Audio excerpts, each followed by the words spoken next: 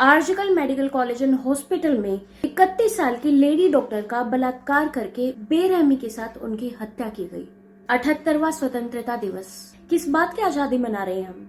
बलात्कार करने की आजादी, या बलात्कार करके हत्या करने की आजादी, या बलात्कार करके हत्या करके उसे आत्महत्या बताने की आजादी, या सीसीटीवी फुटेज डिलीट करने की स्वतंत्रता मना रहे हैं हम, या अपराधी के कानून से बचने की स्वतंत्रता मना रहे हैं? आखिर किस चीज की स्वतंत्रता मना रहे हैं हम?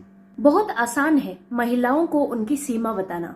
आज फिर बलात्कारियों को सजा देने के बजाय महिलाओं को उनकी सीमा बताई गई है, एक एडवाइजरी जारी करके, जहां पे बताया गया है महिलाओं को किस समय घर से बाहर निकलना चाहिए, किन एरियाज में उनको नहीं जाना चाहिए और कैसे वस्त्र उनको पहननी चाहिए। पर अफसोस की बात है, यहाँ पे तो आपकी तीनों सीमाएं ही फेल हो जाती हैं। यहाँ पे विक्टिम वर्क प्लेस पे था। क्या आप ऐसा सोच सकते हैं, जो मंदिर जैसी जगह है जहाँ पे इंसानों को मरने से बचाया जाता है, वहाँ पे ऐसा घिनौना काम हो सकता है? अगर फीमेल्स अपने वर्क प्लेस पे ही सेफ नहीं रहेंगी तो और कहाँ पे रहेंगी? जब एक लड़के को डॉक्टर बनना होता है तो उसे खुद से लड़ना पड़ता है कि क्या मैं ये कर पाऊंगा या नहीं कर पाऊंगा। पर जब एक लड़की को डॉक्टर बनना होता है तो उसे खुद से पहले समाज से लड़ना पड़ता है, जो उनके माता पिता को ये याद दिलाते हैं कि बेटी है, इसकी पढ़ाई पे पैसा क्यों खर्च कर रहे हो, आखिरकार इसको पराए घर ही तो जाना है। अब खुद सोचिए, अगर आज न्याय नहीं मिला तो क्या कोई माता पिता अपनी बेटियों को डॉक्टर बनाना चाहेंगे? बेटी बचाओ बेटी पढ़ाओ। बेटी को पढ़ा तो लिया पर बचा नहीं पाए। हम एक ऐसा समाज क्यों नहीं बना रहे जहाँ पे बेटियों को अगर हम सीमाएं बता रहे हैं तो बेटों को भी दायरा बताएं? हमें आप सभी का सपोर्ट चाहिए। आज वो किसी की बेटी बलि चढ़ी है, कल को आपके घर से भी कोई हो सकती है। वी वांट जस्टिस, जिसमें एक निष्पक्ष जांच हो, कुछ रूल्स बदले जाएं। आप एक बेसिक चीज क्यों नहीं समझते हैं? किसी मशीन को भी लगातार अगर हम यूज करते हैं तो वो खराब हो जाती है। ऐसे ही आप बिना नींद पूरी किए कैसे एक्सपेक्ट कर सकते हैं कि कोई डॉक्टर 36 आवर्स की ड्यूटी करे?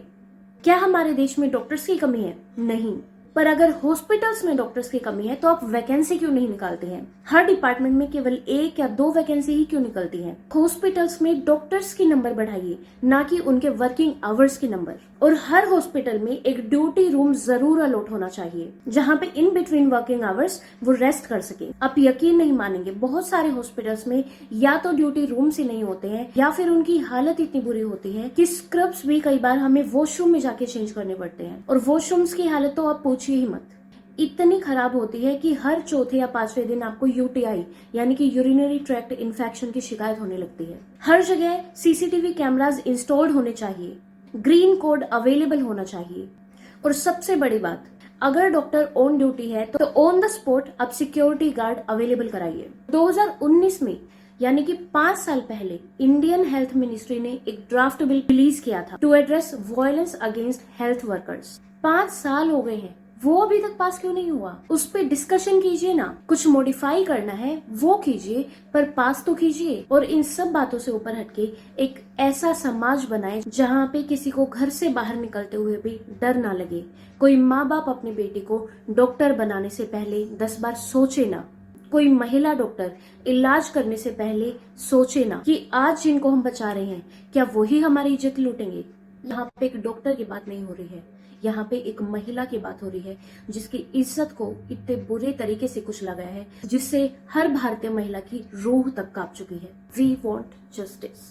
हमें आप सभी का सपोर्ट चाहिए।